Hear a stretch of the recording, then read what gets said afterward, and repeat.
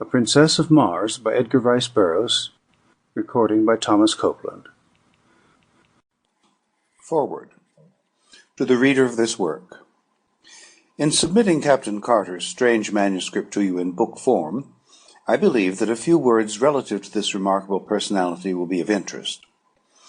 My first recollection of Captain Carter is of the few months he spent at my father's home in Virginia just prior to the opening of the Civil War.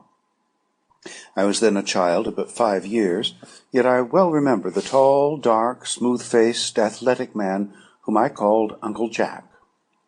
He seemed always to be laughing, and he entered into the sports of the children with the same hearty good fellowship he displayed toward those pastimes in which the men and women of his own age indulged. Or he would sit for an hour at a time entertaining my old grandmother with stories of his strange wild life in all parts of the world. We all loved him, and our slaves fairly worshipped the ground he trod. He was a splendid specimen of manhood, standing a good 2 inches over 6 feet, broad of shoulder and narrow of hip, with the carriage of the trained fighting man.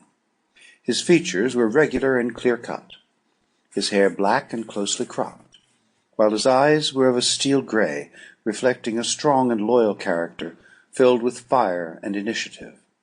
His manners were perfect, and his courtliness was that of a typical Southern gentleman of the highest type.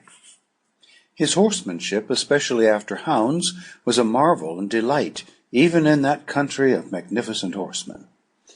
I have often heard my father caution him against his wild recklessness, but he would only laugh and say that the tumble that killed him would be from the back of a horse yet unfoaled.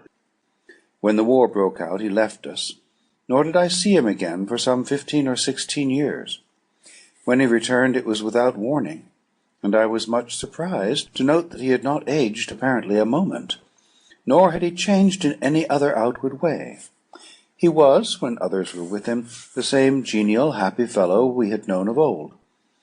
But when he thought himself alone, I have seen him sit for hours gazing off into space, his face set in a look of wistful longing and hopeless misery.